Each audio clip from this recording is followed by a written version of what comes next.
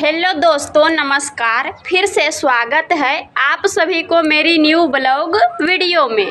तो कैसे हैं आप सब और आप सभी के यहाँ मौसम कैसा है हमें भी बताइएगा। हाँ, क्योंकि अभी के समय में भगवान इतना मौसम में बदलावटी कर रहे हैं कि कुछ समझ में ही नहीं आ रहा है। जैसे लग रहा है कि अभी ही बरसाती वाला सीज़न आ गया है गेहूं कटनी के सीज़न में ही। कभी तेज धूप तो कभी बादल छाया हुआ मौसम तो कभी तेज बारिश। तो जैसे कि मैं अपना पिछला ब्लॉग जो मेरा दूसरा ब्लॉग था दोस्तों, उसमें मैं बताई थी कि मेरा ओरिजिनल नेम क्या है और मैं कहाँ की रहने वाली हूँ, हमारे पिताजी क्या करते हैं। तो ये तीसरा ब्लॉग में मैं ये बताने वाली हूँ कि जब हम लोग भाई बहन छोटे थे उस टाइम में हमारी मम्मी कितना परेशानी से हम सभी को पाली थी और उनके परेशानी में हम सभी को सपोर्ट करने के लिए कितने लोग शामिल हुए थे। तो हमारे इस ब्लॉग वीडियो में आप लोग इसी तरह बने रहिएगा तो सब कुछ मालूम हो जाएगा, ठीक है। जब हम सभी का बचपना बीत रहा था दोस्तों, उस टाइम में हमारे पापा बाहर में ही रहते थे, क्योंकि पैसा ऐसा चीज़ है जो कि कोई भी व्यक्ति को घर में रहने के लिए नहीं देते हैं। और उस समय हम लोग ज़्यादा करके नानी घर में ही रहते थे, क्योंकि हमारी मम्मी को अपना घर में रहना भारी मुश्किल हो जाता था। तो हम सभी को कैसे रखती, क्योंकि उस टाइम में हमारे दादा दादी के घर में बहुत भारी विवाद चलता था और वो सब काम अपने ही फैमिली मिल करके सभी लोग करते थे।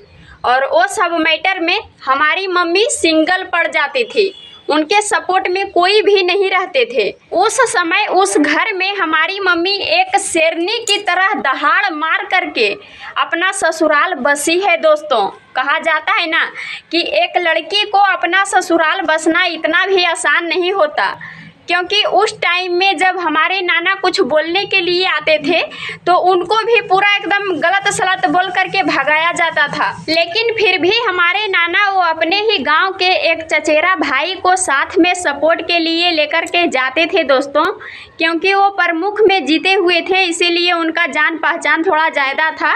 उनको हमारी मम्मी पूरी अच्छी तरह से पहचानती थी। तो उन्हीं के बदौलत हम लोग उस घर में रहने लगे हैं दोस्तों। और अभी भी हम सभी के साथ कोई भी दिक्कत होता है तो नाना सुलझा के ही रहते हैं। सभी फैमिली मिल करके उनको बहुत मानते हैं।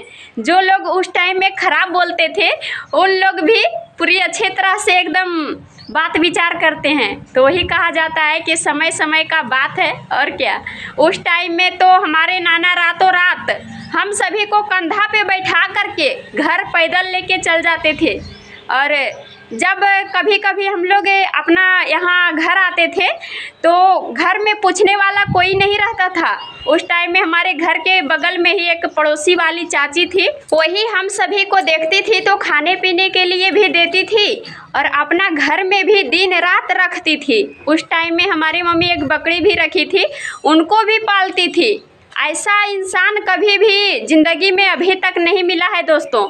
जिस तरह का वो इंसान थे वैसा व्यक्ति को भूलना आसान बात नहीं है दोस्तों, चाहे तो कितनों भी कुछ हो जाए। अभी भी मैं मायके जाती हूँ ना तो वहाँ किसी से बोलूँ या तो नहीं, लेकिन वो चाची को प्रणाम ज़रूर करती हूँ, क्योंकि जो मुसीबत में साथ देता है वही अपना होता है, बाकी बात तो सब सपना ही।